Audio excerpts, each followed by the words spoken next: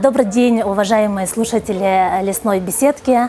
Очень рада вас всех приветствовать на лекции, которая будет затрагивать темы интернет-зависимости, нового феномена в психологии, нового направления, которое изучает психология. Благодаря этому направлению и этой проблеме появилось отдельное направление в науке психологии, которое называется виртуальная психология, она же киберпсихология, или проще психология интернета. Сегодня будем говорить о причинах, тех явлениях, которые происходят в силу того, что люди чрезмерно увлечены интернетом, заменяется реальная жизнь жизнью в интернете, в онлайн-играх и так далее. Ну и сегодня как раз-таки хотелось бы вам предоставить полную информацию о том, какие современные исследования проводятся в области интернет-зависимости и аддиктивного поведения. Ну, как вам все известно, можно, пожалуйста, слайд. Очень резко мир современный меняется, так что мы не успеваем за ними, надо подчас успевать. И в этом, наверное, нужно будет сказать, что эти самые технологии меняются буквально каждые каждые 2 года, год и даже, может быть, быстрее. Так вот, все мы помним, как в 90-х годах у нас появились компьютеры, как появились первые игровые приставки, как затем в 2000-х годах у нас появились первые смартфоны и интернет. Кстати, интернет не был предсказан ни одним футурологом, как ни странно, ни братьями Стругацкими, ни Айзеком Азимовым и даже Рэем Брэдбери. Ну и, наконец, что же нас ждет завтра? Так называемая наша перспектива, будущий день, который обозначен даже конкретной цифрой 2047 годом, который называется эрой или эпохой роботов. Ну вот как раз-таки эта самая эпоха ведет к тому, что где-то около почти 400 миллионов жителей планеты будут вынуждены поменять свои профессии. И поменять свои профессии достаточно кардинально. Пожалуйста. Наверное, нужно будет сказать, насколько меняется и какой основной тренд происходит в современности. Тренд вы всем вам известный, не будем на нем останавливаться, так называемая цифровизация современного мира. Да, есть такой термин, как технический термин «оцифровка», и такой вот термин, который как раз-таки говорит о изменении медиаинфраструктуры, включении медиапространства вообще во все сферы нашей жизни, когда человек может делать покупки, совершать какие-то платежи, не выходя из дома. Термин называется цифровизация. Следующее, пожалуйста. В данную минуту на планете Земля все наши жители что-то производят со своими смартфонами. Не только смартфонами, гаджетами, причем разными, компьютерами и так далее. Так вот, в данную секунду происходит 204 миллиона новых, люди пишут электронные письма, люди скачивают приложения, люди смотрят фильмы, слушают музыку, каждую минуту буквально появляется пользователей новых мобильных устройств и так далее. Около 670 мегабитов, гексабитов и так далее проходит через интернет за всего лишь минуту. Что же происходит теперь с нашими детьми? Пожалуйста. Мы все знаем и, конечно же, очень страшно тревожены по поводу того, что же будет и что ждет наших детей в будущем. Тут, наверное, нужно будет сказать такую вещь, что наши эпохи, то есть эпоха цифровых детей, которые уже появились в эпоху, когда были сотовые телефоны, когда появились уже компьютеры и так далее, она отличается.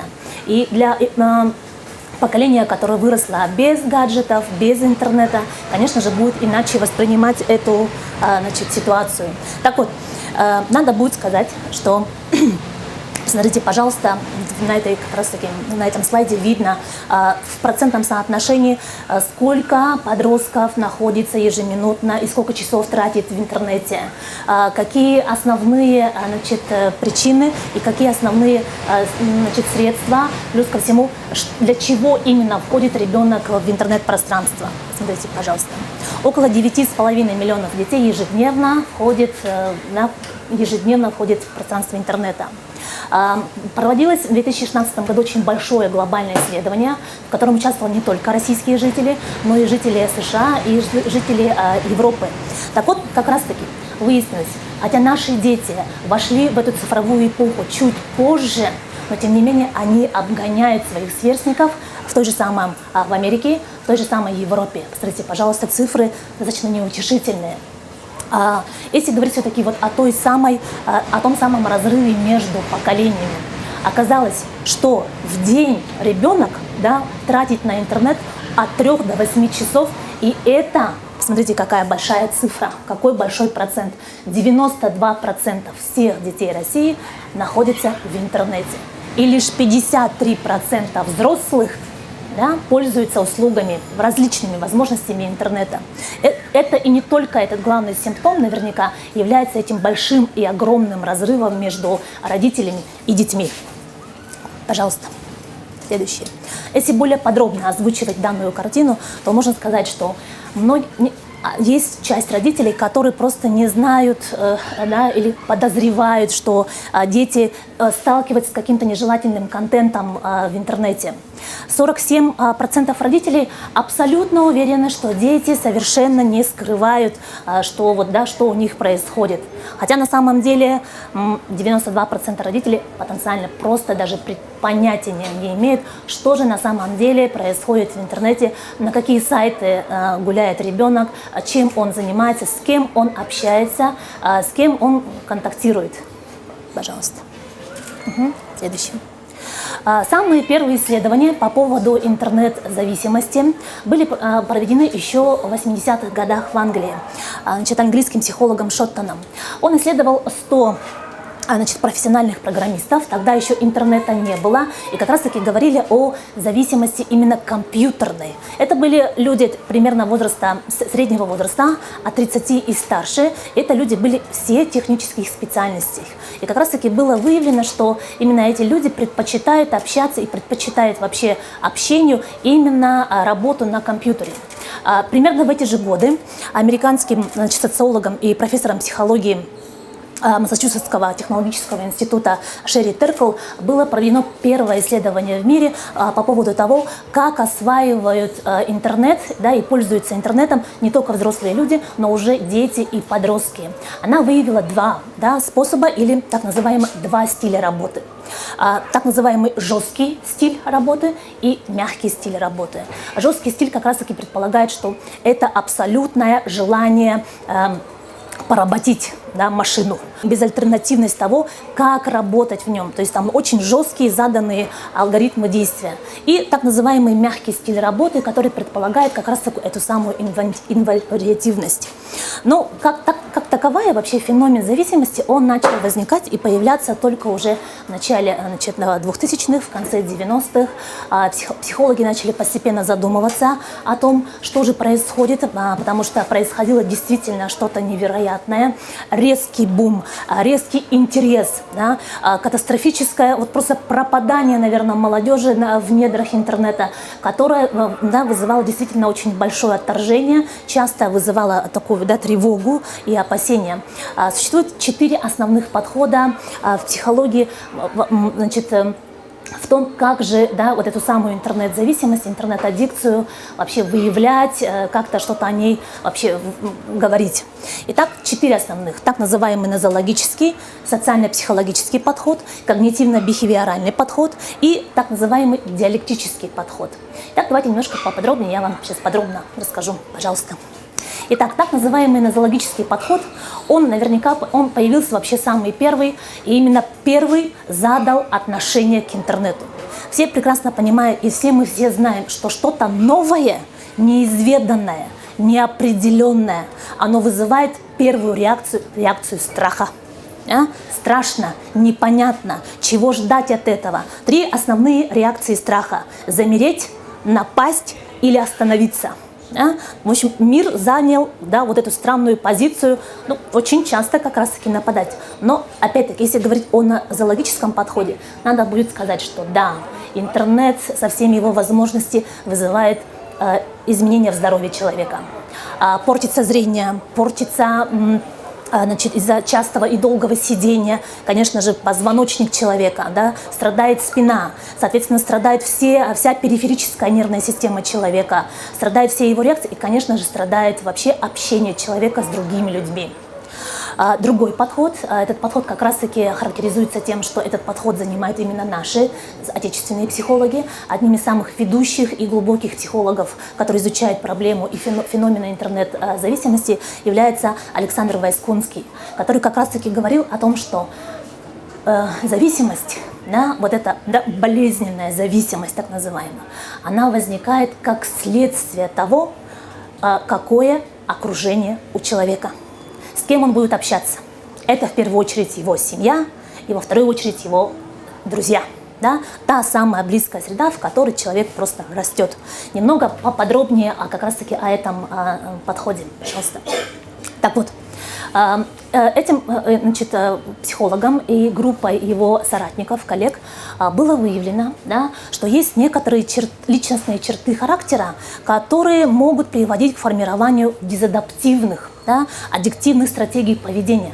То есть некоторое неправильное общение с ребенком, с подростком как раз-таки провоцирует, да, появление этой самой так называемой зависимости. Так вот, часто что это такое? Какие это особенности общения? Это низкая забота друг о друге. Это вообще неумение выражать правильно свои эмоции. Или наоборот, отсутствие каких-либо эмоций. Все хорошо, да, на поверку все хорошо, а внутри никто не знает, что у человека и его членов семьи происходит. Также это когда родители не умеют поощрять независимость, самостоятельность, умение преодолевать трудности своего ребенка. Как правило, не всегда бывают не всегда социально удобоваримыми, да, то, что предлагает ребенок. И, как правило, всегда это сразу жестко ограничивается родителями. Также очень низкая степень вообще семейного уважения, да, вот, к нравственным правилам, к ценностям определенным.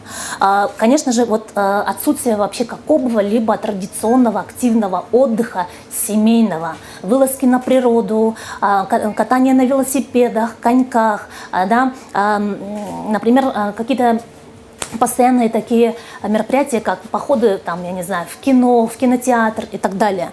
Ну и, конечно же, вообще в целом низкая активность, как гражданская, так социальная, политическая и, конечно же, вообще культуральная семьи. Все это ведет к тому, что с детьми не говорят, с ними не разговаривают. И общих тем для разговоров, потому что нет у родителей каких-либо увлечений, да, каких-то своих ценностей, которые они не просто держат в себе, но и активно, доступно могут рассказать об этом своему ребенку. Ну, такой, наверное, будет вопрос. Многие здесь присутствующих, например, занимаются всей семьей, со своими детьми ежегодно или, там, не знаю, раз в квартал, ну, например, так называемым движением, очень сейчас таким вот популярным, так называемым, да, участие в различных социальных акциях, быть волонтером, например. Да? То есть это тоже одна из сторон того, чем может заниматься и какие ценности прививаются вообще ребенку, подрастающему в семье. Это один из компонентов, можно так вот сказать. Другой, да, третий подход, так называемый когнитивно-бихевиоральный подход, он как раз-таки основан на теории информационного стресса. Очень интересная теория, которая говорит, что стресс в современном мире повышается буквально ежесекундно. Да, что стресс начинает давлеть на человека и менять его на уровне гормонов, на уровне работы вообще сердечно-сосудистой системы, значит, кишечно-желудочного тракта там, и так далее. То есть изменения происходят такие, что люди даже вообще, да, появились новые какие-то заболевания вообще по поводу того, как. Но, кроме того, у всех у нас есть такое, да, конечно же, обладаем психическими процессами. Одним из таких процессов является восприятие. Мы все улавливаем яркие картинки, красивые звуки, вкусные запахи и так далее. И, конечно же, люди, которые работают в сфере, да, вот этих социальных различных, да, значит, программисты, айтишники и так далее, они понимают, что будет интересно. что восприятие человека будет хватать, да, и вылавливать, выуживать из этой паутины намного быстрее. И как раз таки именно этот подход говорит о том, что вообще, да, как происходит это так называемое заманивание в паутину, как это будет происходить быстрее. Не совсем про аддикцию, но это тоже очень интересное направление психологии, которое изучает работу восприятия человека в интернет-пространстве. Но и другой, да, последний подход, он еще пока новый, ему даже еще нету пока 5 лет, но тем не менее, так называемый диалектический подход, который говорит о том, что интернет, наверное, не зло, да, что интернет дает возможность новой коммуникации, что это новое пространство, совершенно специфическое, некоторая социальная среда со своими законами, правилами и так далее. И об этом, наверное, нужно будет сказать, что появилось такое понятие, как киберспорт. Да, но об этом немного будем попозже и более подробно говорить, как же все-таки влияют видео и онлайн-игры на человека, на его поведение, на его развитие. Пожалуйста. Угу. Ну, никуда невозможно было, да, вот в эти подходы выложить одну, другую очень важную сторону вообще интернета, о том, что интернет – это огромная возможность для людей с ОВЗ, да, с особенностями здоровья.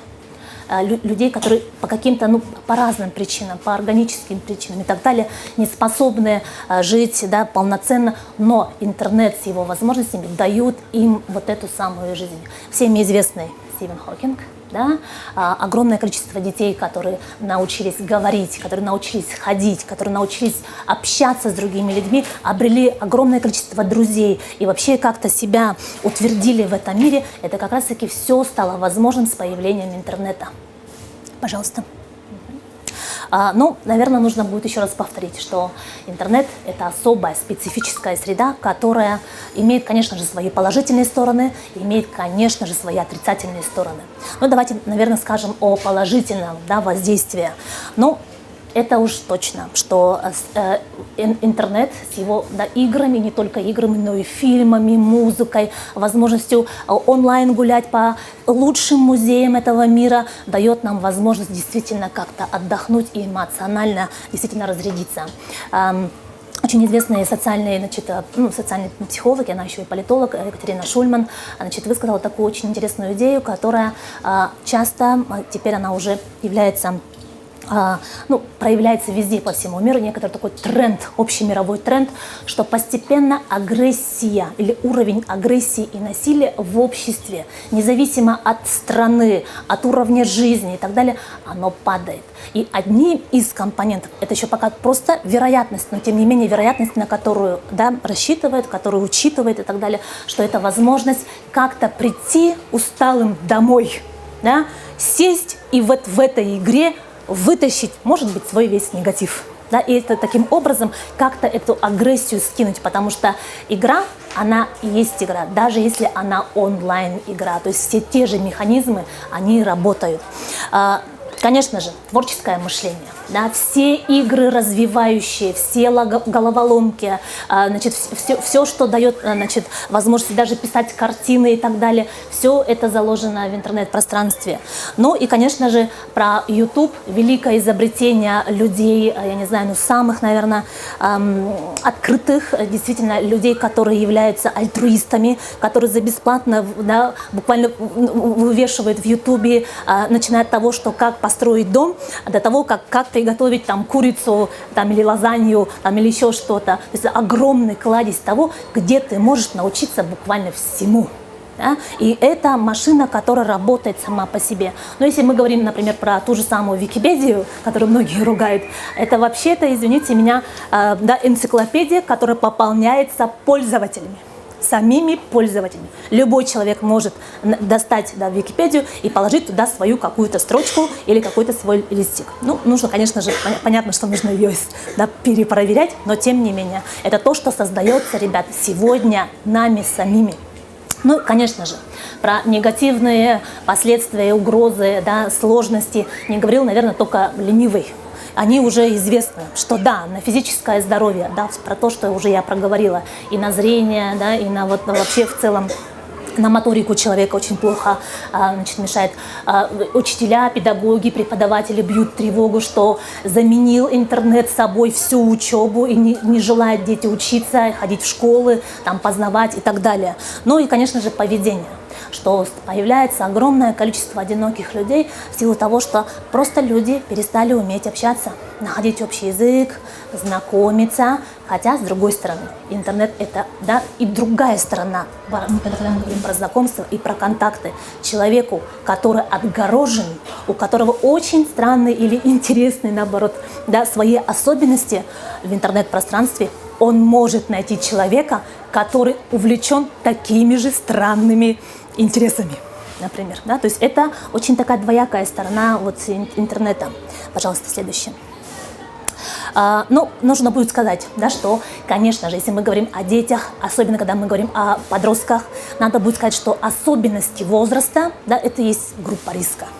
Что меняющийся подросток, да, у которого как раз-таки очень высокая чувствительность к любым внешним воздействиям, он будет считывать эти изменения на грани того, что изменилась там цветовая гамма, форма, да, какая-то постановка и так далее, что бывшие психологические структуры, то есть то, что было раньше у ребенка, они становятся немного, да, вот уже перестраиваются очень быстро. Ну и, наконец, нравственные представления, то, что было, ну, скажем так, ценно, наверное, в прошлом поколении, уже не становится и не является такой ценностью у современной молодежи. Ну, огромное количество, да, вот, значит, исследователей как раз-таки говорили о том, что этот возраст сензитивный, да, часто очень сложный, как раз-таки очень легко поддается под, да, вот, возникновение этой самой зависимости. Ну, конечно, 3 основных условия. Внешние условия или так называемые макросоциальные факторы. Невозможно своего ребенка оградить, когда весь мир, извините меня, играет в Dota 2 или в Counter-Strike. Да? И твой ребенок из-за того, что просто у него нету компьютера, он остается в школе или в классе просто аутсайдером или изгоем, потому что он не знает этой игры. Значит, общаться ему очень часто вообще как бы и не о чем. Другая сторона – это так называемые внутренние или наследственные биологические. Это вот как раз-таки часто подростковый, да, вот этот весь период, когда человек, он ищет эту, да, возможность как раз-таки удовлетворить свои потребности в познании, в творчестве, в общении, в каких-то своих, значит, личностных качествах и так далее. Ну и да, вот тот самый социально-психологический подход, как раз-таки, когда мы говорим, что особенности воспитания в семье, они являются краеугольным камнем того, что ребенок очень быстро вовлекается и становится действительно, да, достаточно таким зависимым от интернета, от онлайн-игр и так далее. Смотрите, пожалуйста. Так вот, по одну сторону, получается, интернета у нас очень тяжелые, очень такие негативные последствия, ну так называемые болезни, условно назовем их таким образом. А с другой стороны, да, на кону здоровье. Да. С одной стороны, значит, огромные возможности развития личности, а с другой стороны, действительно, возможности игры. Вся наша жизнь игра. И мы в ней все актеры. Но так вот, когда мы говорим про интернет, то у него есть это многогранная такая структура, которая, да, вот она вот начинает требовать от человека этих самых возможностей, умения, да, ориентироваться во всех этих потоках, начиная от негативных потоков, заканчивая теми потоками, которые ведут человека на путь к развитию. Пожалуйста. Ну и отдельно про киберспорт я обещала. Значит, да, во многих странах киберспорт – это вообще уже официальный вид спорта. Да. В Южной Корее, начиная с нулевых годов, уже проводятся чемпионаты мира по различным, да, по разным видам там, игр, по разным, значит, направлениям. В России я принимала в 2016 году как раз-таки первый свой матч, да, вот чемпионат мира по игре, значит, Dota 2. Надо будет сказать, что ну, первый, кто начал, значит, развивать игры, это, конечно, была великая японская, значит, игра, ну не игра, а, значит, целая корпорация Nintendo. да, которая вот была флагманом наверняка. Но и нужно будет сказать, что с каждым годом их оборот, да, экономическая возможность, составляющая увеличивается и увеличивается просто в гипер какой-то прогрессии, просто нереально. Но, как сказали сами производители, что это не только деньги, что это не только экономика, но это классная возможность как раз-таки распространению культуры и международных коммуникаций. Кстати, киберспортсмены имеют визу перемещаться по всему миру без каких-либо проблем, например. Пожалуйста, еще немножко про это. Ну и если говорить уже про нашу страну в частности, то в 2014 году на Олимпиаде в Сочи один или первый киберспортсмен, да, наш российский, он имел честь, да, и удостоился такой чести нести, вот, пожалуйста, Алан Енилеев, как раз-таки нести с лучшими, да, и выдающимися людьми нашего времени, нести олимпийский флаг. Пожалуйста. Человек, который играл в такую игру, как Need for Speed, а потом стал впоследствии еще и сам реальным гонщиком. Ну и сейчас он уже разрабатывает свою платформу и является экспертом по разработке многих игр. Пожалуйста. Ну, надо, конечно же сказать, что видеоигры играм рознь, да, что есть аркадные игры, что есть игры от первого лица, второго, третьего, команды, да, и так далее игры. Но нужно все-таки сказать, что, конечно же, есть плюсы, конечно же, есть свои минусы. Но посмотрим про минусы. Если мы говорим конкретно про игры, а не про интернет в целом. Рассеянность и невнимательность в обычной жизни, да, очень сильно падает. Затруднения в общении, опять-таки, в реальном пространстве. Вообще реальный мир, он становится неважным, ненужным, неинтересным, скучным. Наверняка все видели последний фильм Стивена Спилберга «Первому игроку приготовиться». Это то, что ждет нас в будущем. Апатия к другим видам деятельности. Ну и, конечно же, да, в силу всего сказано, это ухудшение физического здоровья. Но, тем не менее, есть свои плюсы. И, как вы видите, плюсов, как ни странно, почему-то больше.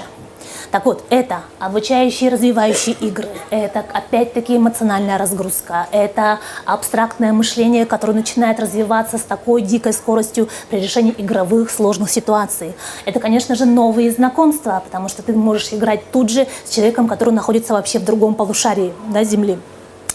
Это быстрая реакция на неожиданные раздражители ситуации. Конечно же, многие игры, они реально учат ребенка разбираться в технике. Да? Разбираться в том, например, какими танками или какие танки были произведены во время Второй мировой войны и так далее. Да? Что для этого было использовано, вплоть до того, что из каких материалов, из какого железа или из какого сплава были созданы эти самые, значит, автомобили, можно так вот сказать. Ну и, конечно же, в силу этого у многих, конечно же, возникает желание заниматься, да, или техническими видами спорта. Но далеко, наверное, ходить уже не будем. Снова вернемся уже ближе к нам, к нашей республике. Вспомним братьев Ушницких. Да? Когда маленькие мальчики начинали с Nintendo, это было первым увлечением, которое поддержали родители, и которое мы теперь все знаем и очень гордимся. Да, у нас появилась с вами такая фирма под названием Майтона, да, которая продвигает, и да, они являются проектировщиками новых интересных игр, которые как раз-таки очень часто в большинстве своем появились у них новые игры, которые как раз-таки включают вот этот вот компонент общения, что очень отрадно. Именно комьюнити, да, коммуникативный компонент. Пожалуйста, следующий. Ну, кроме того, что психологи изучают этот момент, да, вообще, что такое вообще интернет и как с ним быть, изучают и другие смежные специалисты. Изучают, значит, культурологи, изучают социологи, изучают медики и так далее.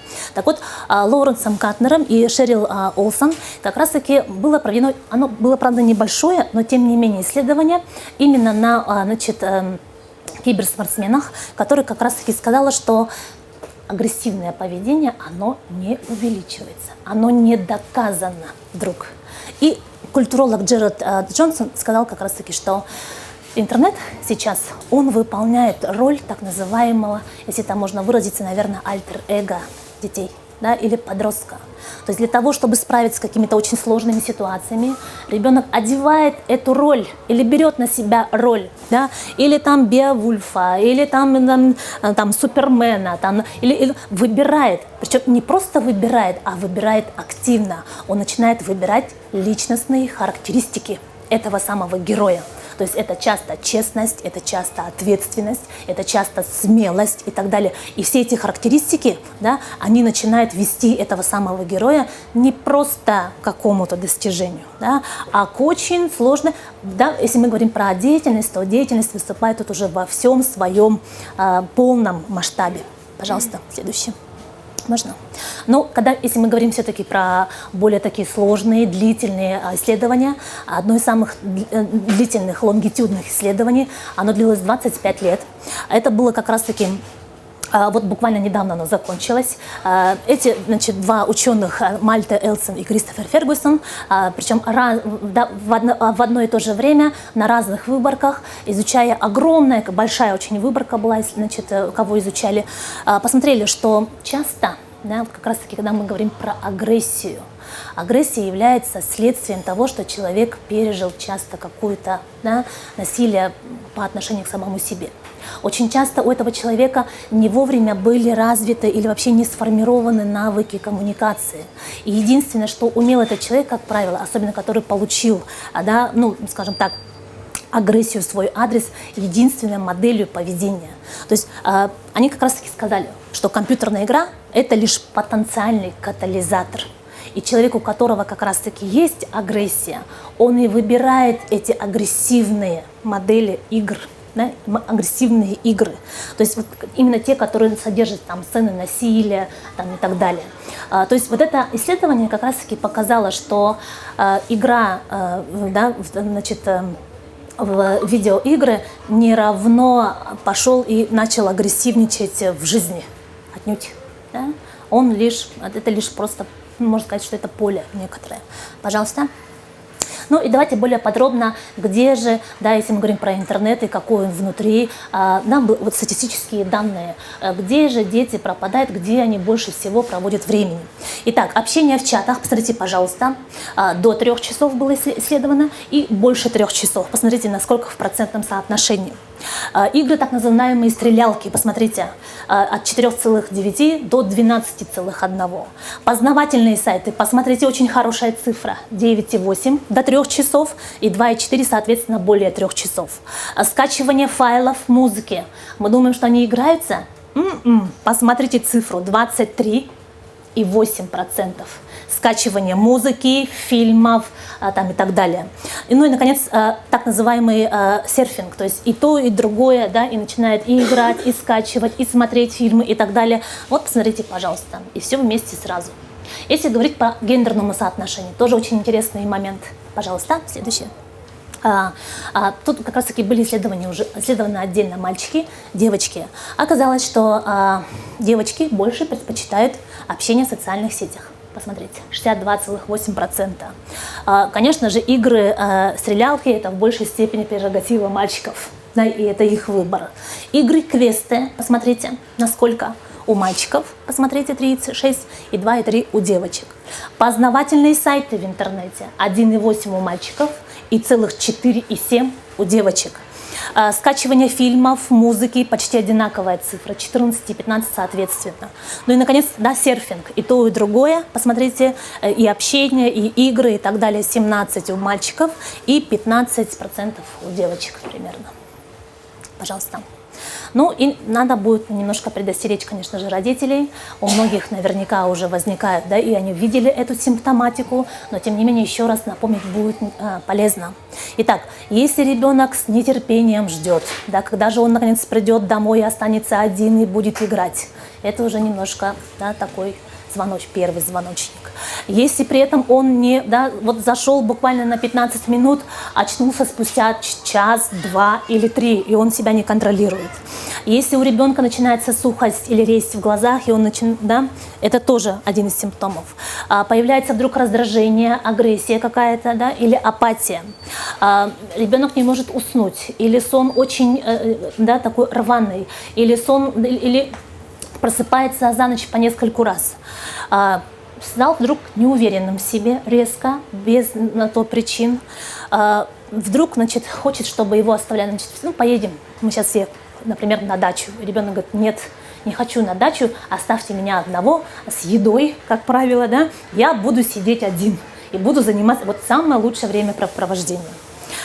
Появляется неряшливость, ребят, страдает гигиена. Вдруг ребенок начинает, да, принесите мне еду сюда, я буду прямо тут же, играя, кушать буквально ни в коем случае. Ну, как многие родители говорят, что есть правило, что все с семьей едим обычно за столом. Ну и, наконец, это ребенок не знает вообще альтернативных способов, а вообще что можно делать, когда нету света и когда нету интернета. Да? То есть он не умеет ни лепить, не рисовать, да? Там уже про чтение мы уже не говорим.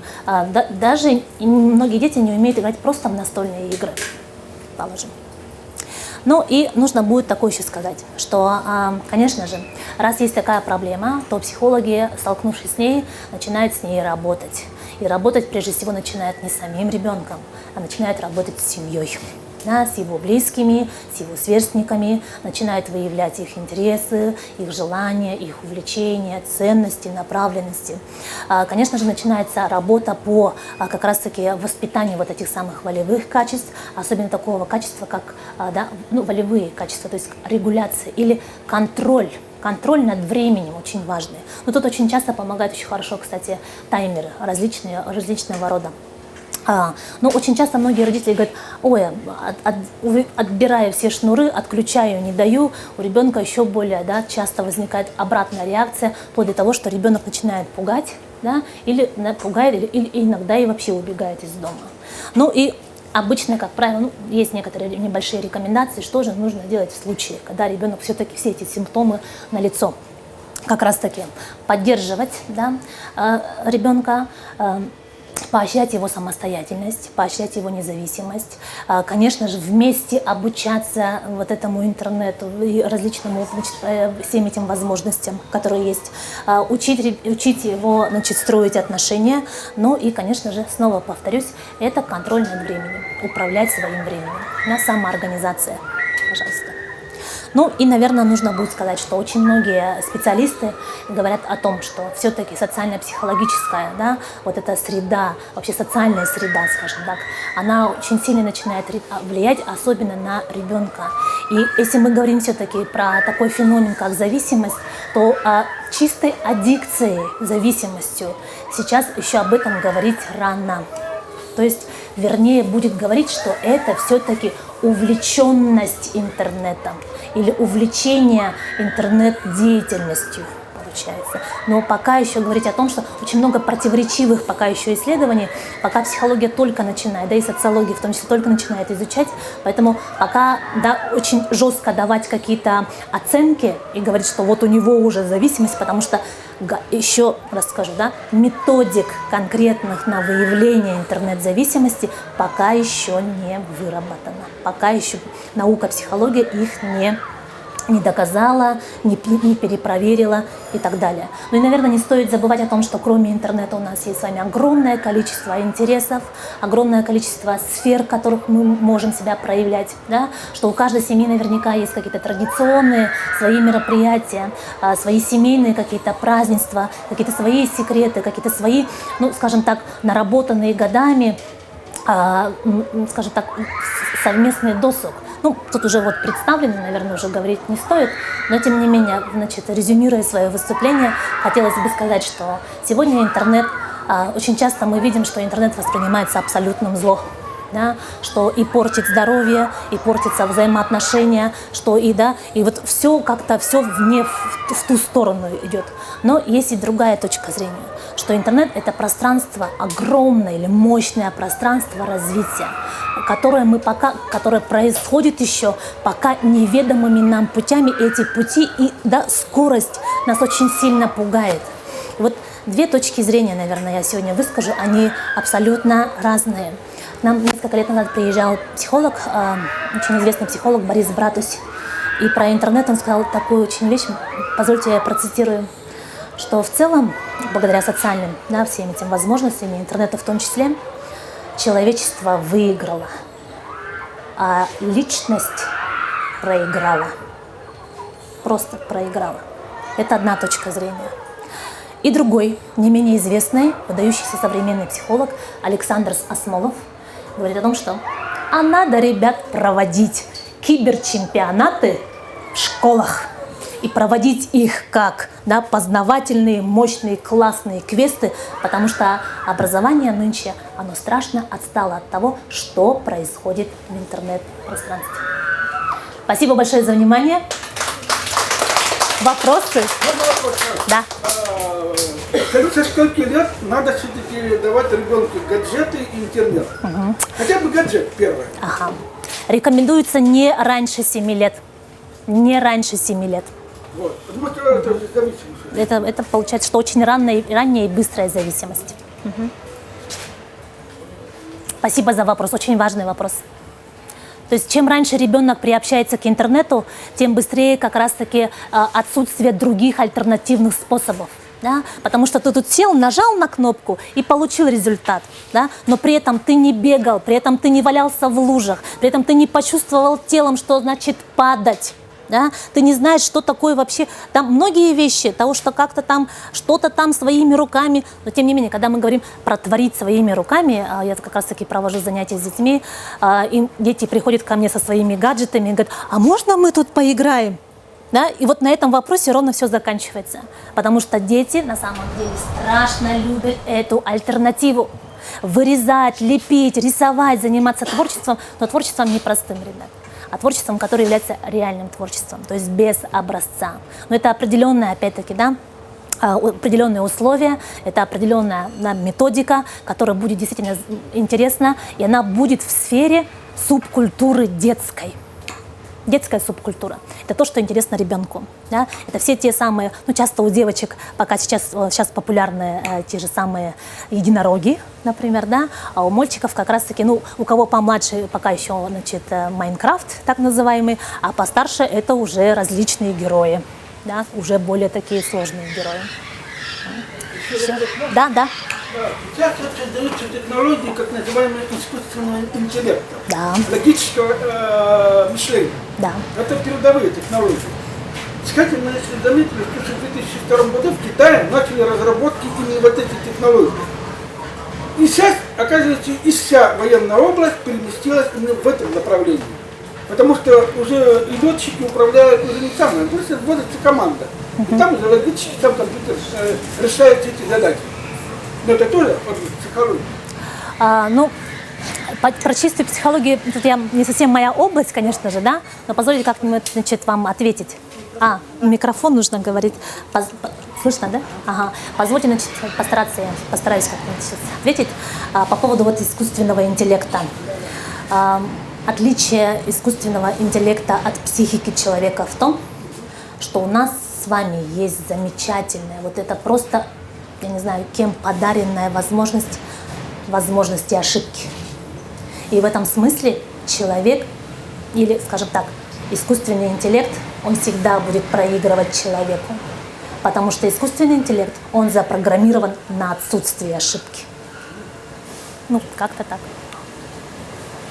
Еще вопросы? Да?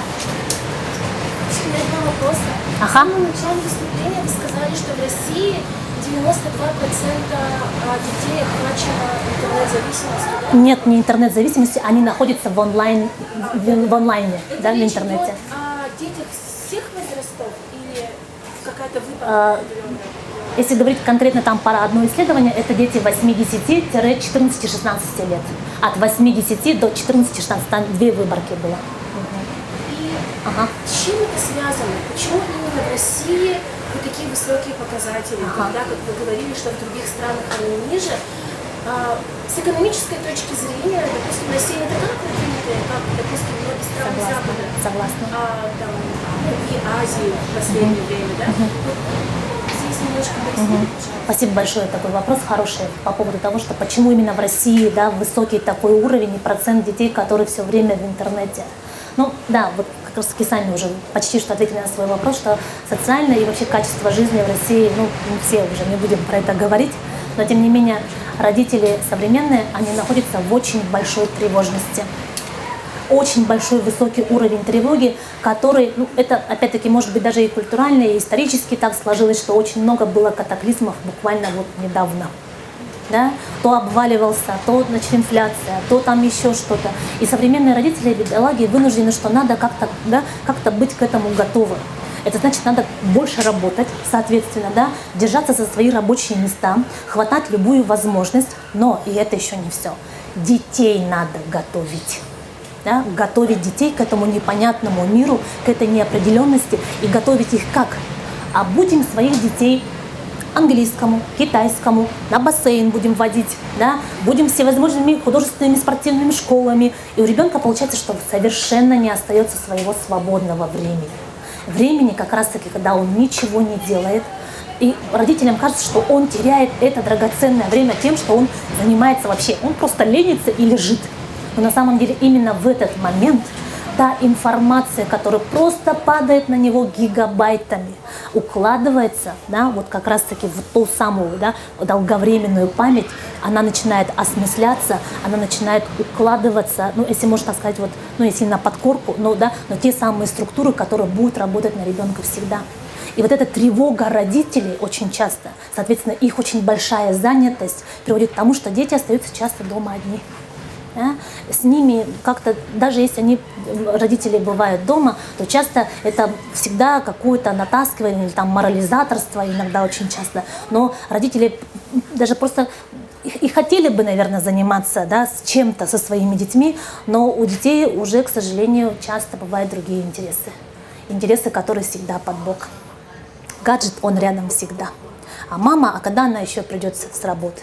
А папа, так уж тем более, он еще позже придет, чем мама. Ну, например. Да? Ну, и так, образно говоря, это я говорю не про всех, но тем не менее, в большинстве случаев это как раз-таки завышенная тревожность родителей приводит к тому, что, да, вот, пропадают на работах.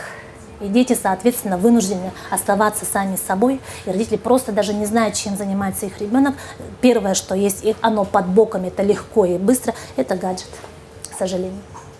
Родители должны отслеживать, чем ребенок в интернете занимается. Это как-то надо тихушечку делать, или это нужно обсуждать? Вот по вашему мнению, как? В каких аккаунтах, каких сайтах? Ага, спасибо за вопрос, очень такой важный вопрос. Действительно, очень такой, это вот как читать чужие письма нехорошо. Да? С одной стороны, мы привыкли к такому правилу, а с другой стороны, что вот мы говорим, что мало ли кто к ребенку моему вообще подписывается на его аккаунт, да, входит в его профиль. Непонятно, что вроде бы как человек, еще его ровесник, на поверку может оказаться совершенно взрослым человеком, да, и может быть даже совершенно с какими-то интересами не совсем порядочными, можно так сказать. Поэтому я считаю, что все-таки каждый родитель решает тут сам.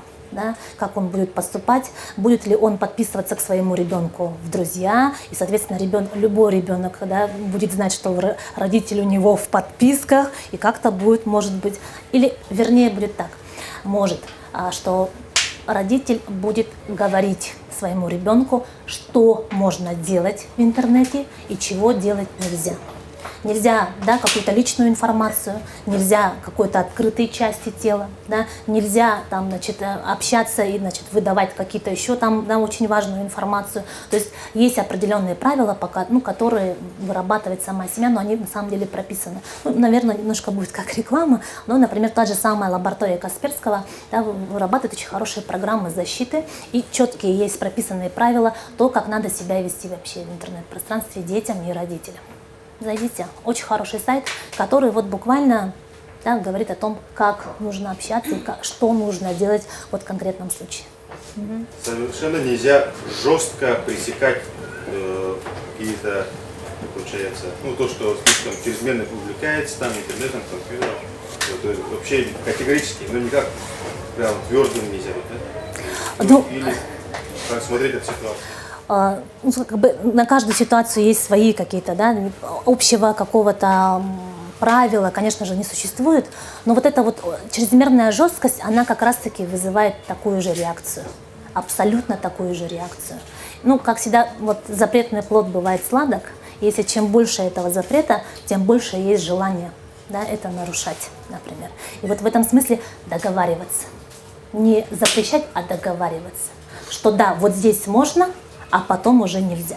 И вот это нельзя, да, ну а тут-то можно, То есть там есть время, когда можно поиграть, когда можно подсесть ребенку и предложить, например, а давай вместе, а покажи, а какой уровень прошел, а дальше будет какой там следующий квест. Да?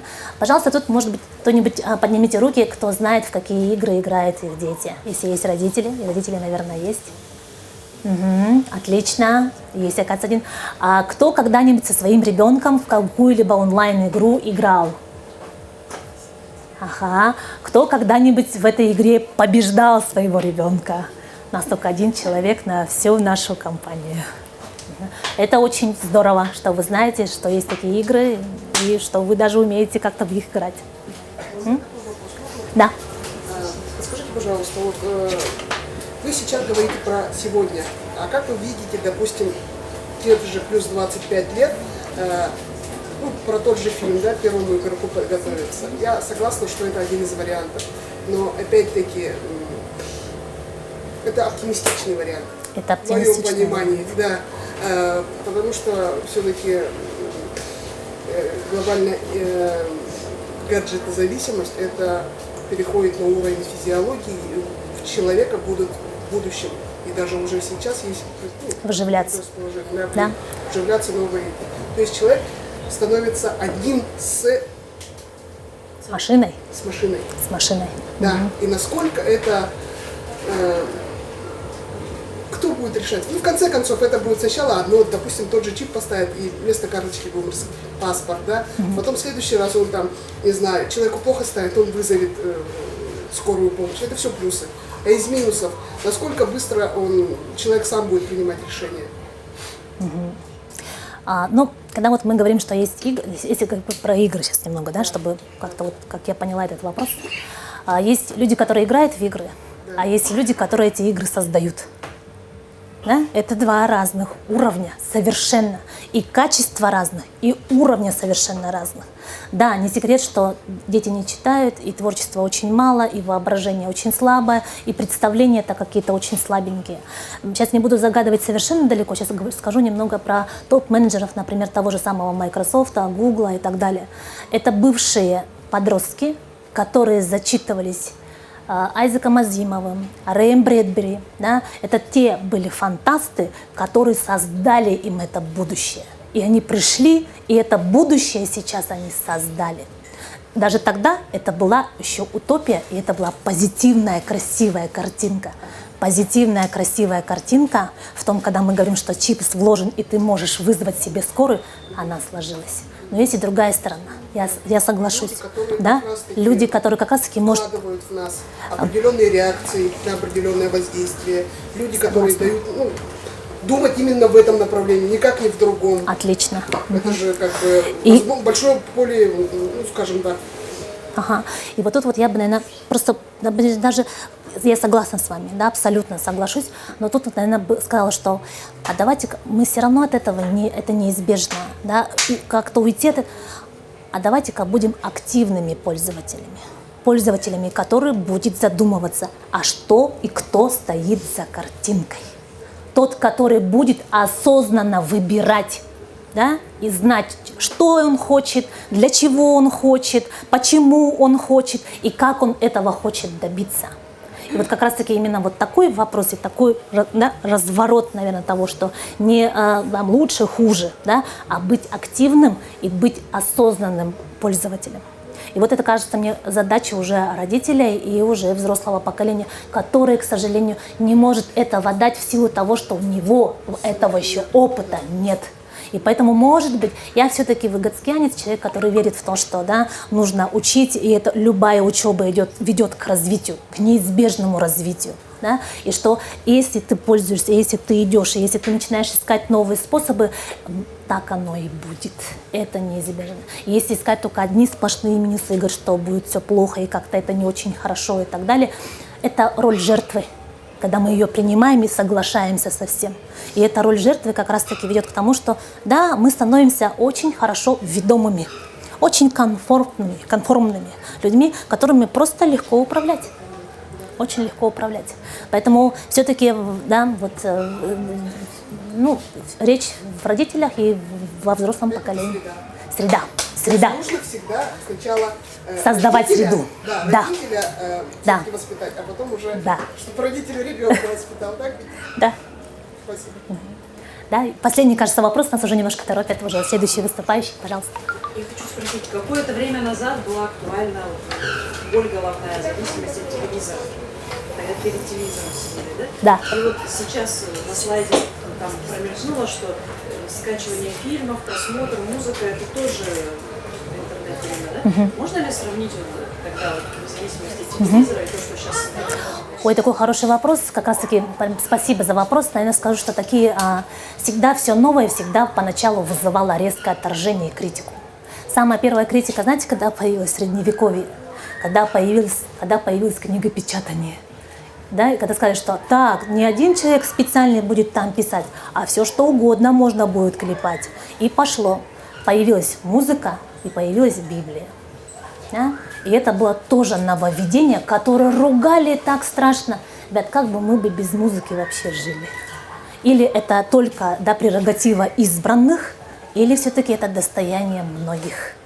То есть, когда вот мы говорим про новшество, это как раз-таки вот то самое новшество, которое пугает, которое страшно, которое непонятно и очень часто вызывает такое отношение. Всегда будут те, которые ругают, да? Всегда будут те, которые как-то с этим имеют место быть. Спасибо за вопрос. Повторяется, все повторяется. И с телевизорами, когда говорили еще, не читали тогда, не читают не сейчас. Чуть меньше читают. Или больше не читают. Спасибо всем большое за внимание. С вами было так интересно. Вопросы особенно были интересны. Мне было даже немного сложно на них отвечать, но я постаралась. Еще раз спасибо.